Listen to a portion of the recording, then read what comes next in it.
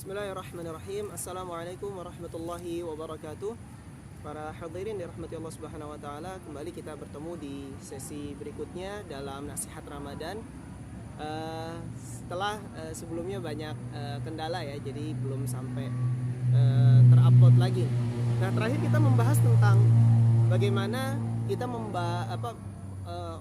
memandang Ramadan dan memandang puasa itu dari sisi 3 ayat yang kita sama-sama sempat sampaikan sebelumnya. Kalau ada puasa maka kaitannya dengan iman. Ada puasa ada iman. Semakin iman kita bagus maka terlihat pada puasa kita. Ya. Apakah kemudian kita menjadi kaum rebahan atau kemudian menjadi tadi punya semangat lebih dalam menjalankan puasa ini. Ya, banyak terjadi peristiwa-peristiwa yang kemudian bertepatan dengan bulan Ramadan. Ya. Salah satu perang Badar atau Fathu Mekah itu kan Ramadan juga, ya Ramadan juga. Maka kita harus punya tadi fisik yang kuat, itu didukung dengan iman yang kuat, sekuat para pasukan Badar, ya, dan menyiapkan hati yang lapang gitu, karena di peristiwa Fathu Mekah itu Nabi Muhammad SAW memaafkan ketika mampu membalas, gitu. Nah, sedangkan itu di puasa ya. Sedangkan di bulan Ramadan ini kaitannya dengan apa? Dengan Quran. Syahrul Ramadan alladzi unzila fihil Quran. Ya. Maka termasuk orang-orang yang aneh. Termasuk orang-orang yang aneh.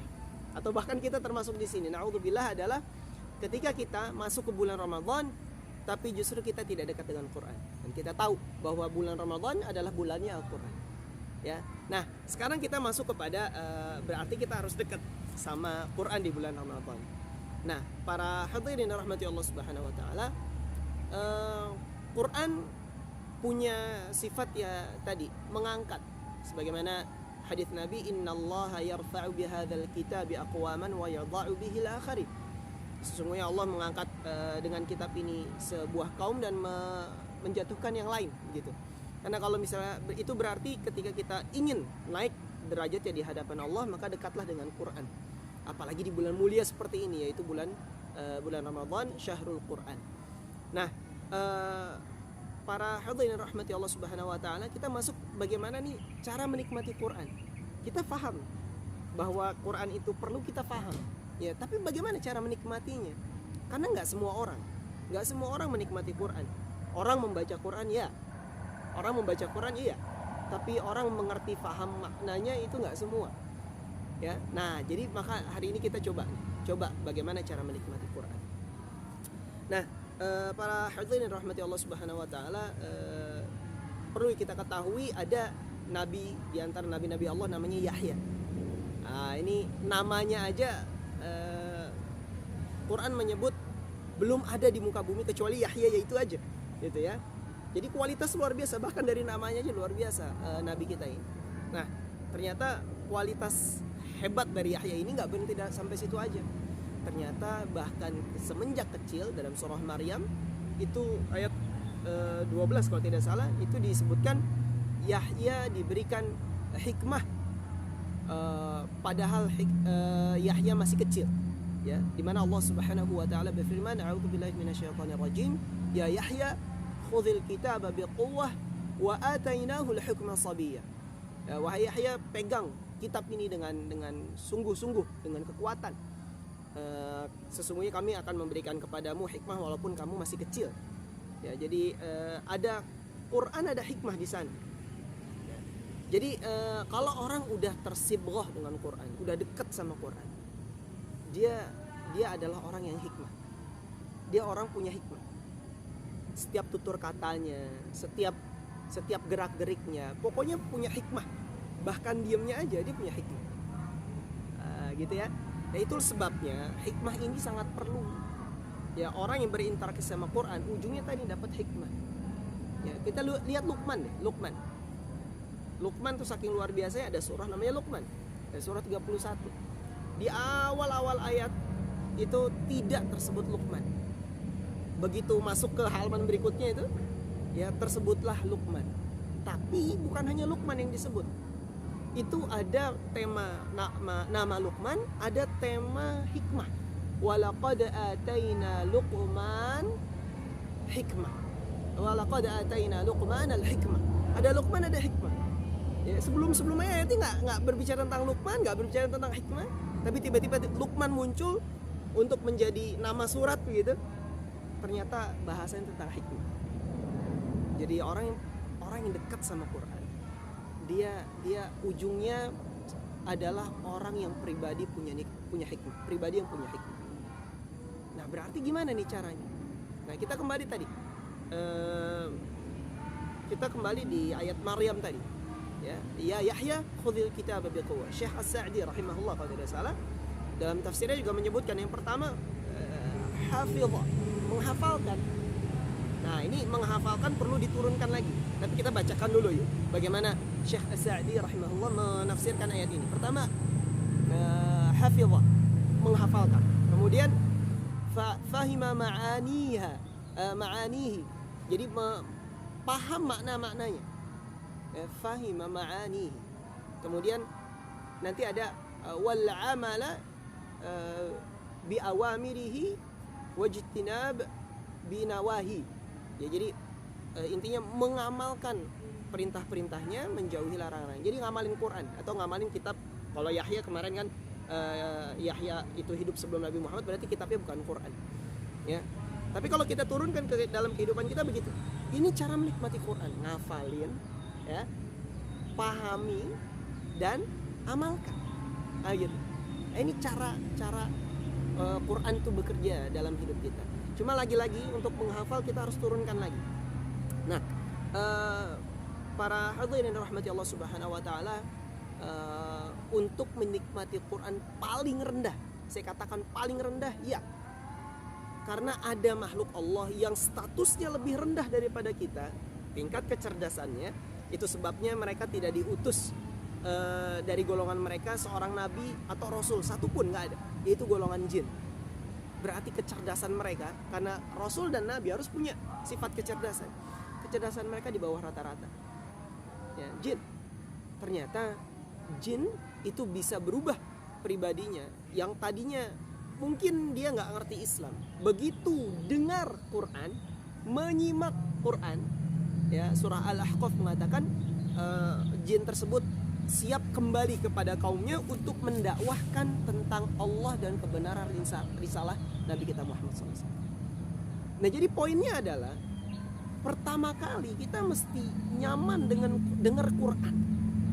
Kalau kita nih selama kita berbicara tentang Quran, mendengar orang lain membaca Quran, kita tuh merasa gerah, gak nyaman. Bahkan satu tingkatan saja kita belum nyampe. Satu tingkatan untuk kemudian mengambil Quran dengan sepenuhnya sebagaimana Yahya aja, satu tingkatan itu, satu tangga itu kita belum nyampe. Selama kita masih menganggap Al-Quran ketika kita dengarkan itu sebuah sesuatu yang mengganggu. Ini bulan Quran, subhanallah. Bagaimana kita menikmati Quran kalau dengar aja kita nggak sanggup. Termasuk ketika kemudian kita sholat tarawih. Sholat tarawih, apa yang dibacakan oleh imam adalah Quran.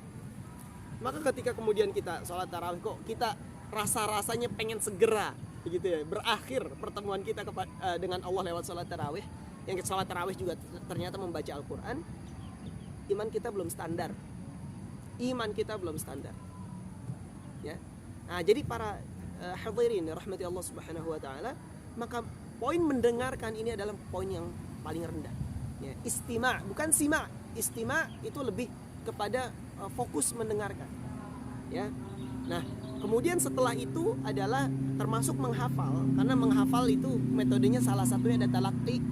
Nah, jadi menikmati lantunan-lantunan yang dibacakan oleh guru kita kepada kita. Kalau memang kita belum bisa membaca Quran.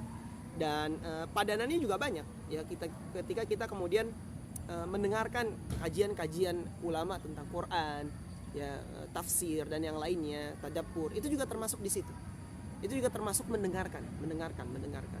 Nah, begitu.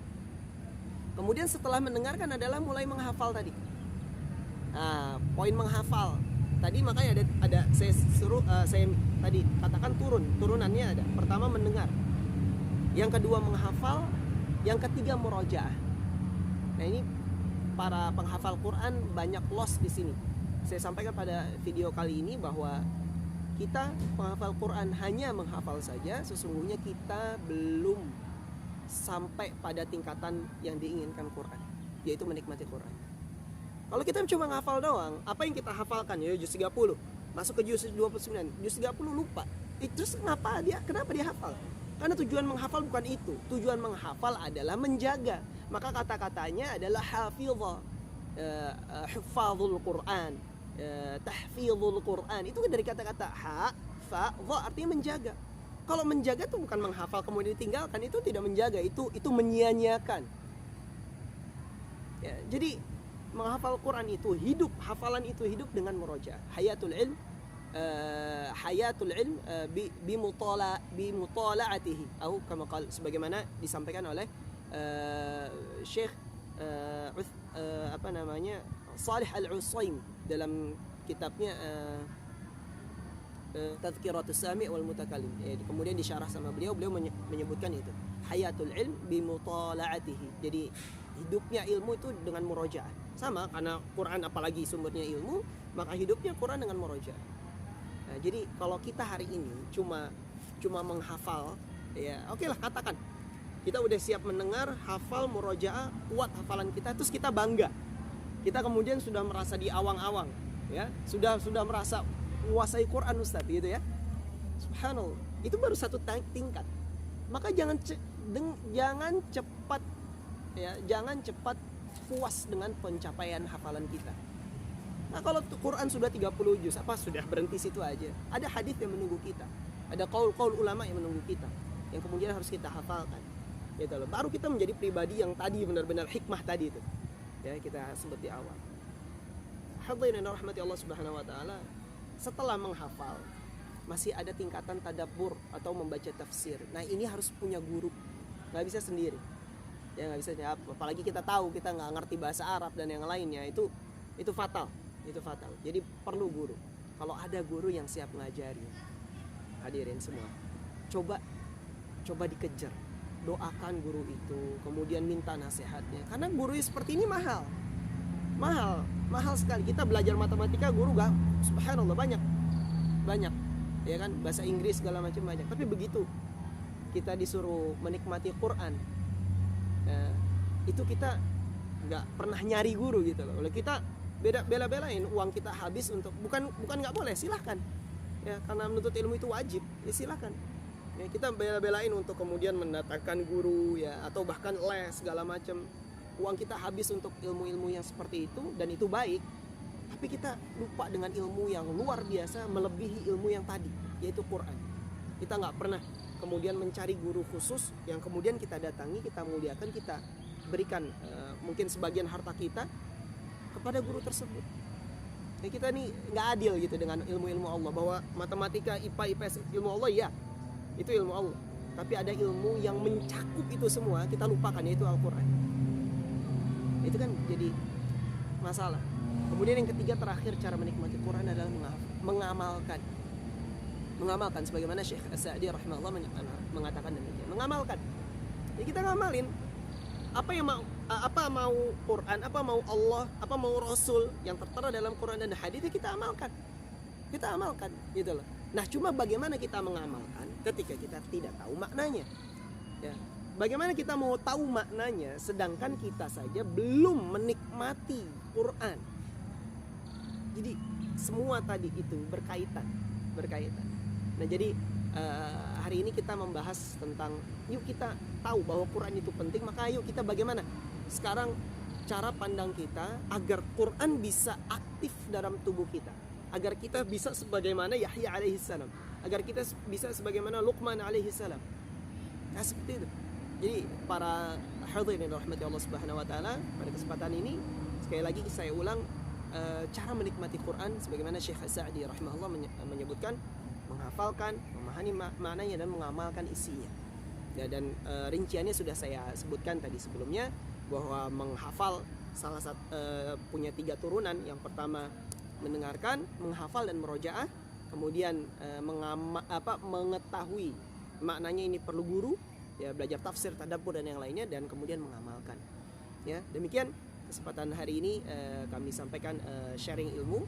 Semoga bermanfaat. Wallahu taala a'lam bishawab. Ditunggu kemudian video-video berikutnya. Jangan lupa untuk mengikuti memfollow Instagram kami @muhammad_yazid. Wallahu taala a'lam bishawab. Wassalamualaikum warahmatullahi wabarakatuh.